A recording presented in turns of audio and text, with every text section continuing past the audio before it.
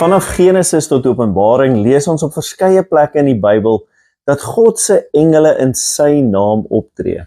In die boek Daniël lees ons op meer as een plek dat die Here se engele intree om Daniël en sy vriende uit die leeukuil uit te red of om hulle uit die brandende oond uit te help en by te staan.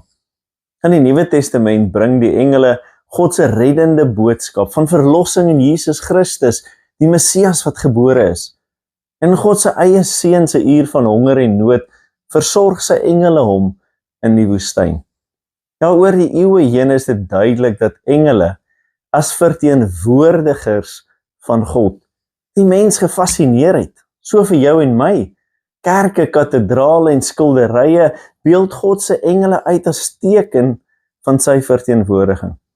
Verhale soos die van Daniël en sy vriende gryp jou en my verbeelding aan. Ons lees in hoofstuk 6 vers 23, my God het sy engel gestuur om die bekke van die leeu's toe te sluit, sodat hulle niks aan my kon doen nie, want hy het bevind dat ek nie teen hom oortree het nie.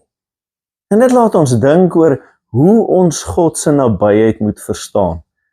Dit is veral dan in ons uur van nood of bekommernis dat ons soek, miskien onbewustelik, na die engele van God.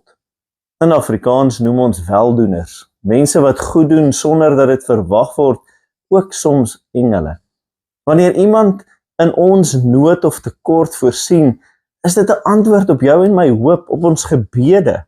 So daardie persoon is God se gestuurde en die Here se engel, se verteenwoordiging in jou lewe. God is teenwoordig in jou lewe. So wie is die engele in jou lewe vandag?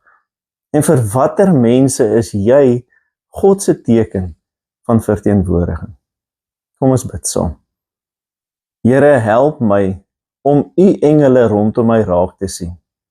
Help my om te sien waar ek in u diens kan staan en wees. En Here, dankie vir die boodskap van u engele, vir u liefde en u teenwoordigheid, vir elke engel van u. Amen. Dankie dat jy vandag ingeskakel het, en ek wil jou aanmoedig, kyk vir die engele rondom jou, maar gaan wees jy ook God se engel, se verteenwoordiger in die wêreld waar jy leef en werk. Tot volgende keer. Totsiens.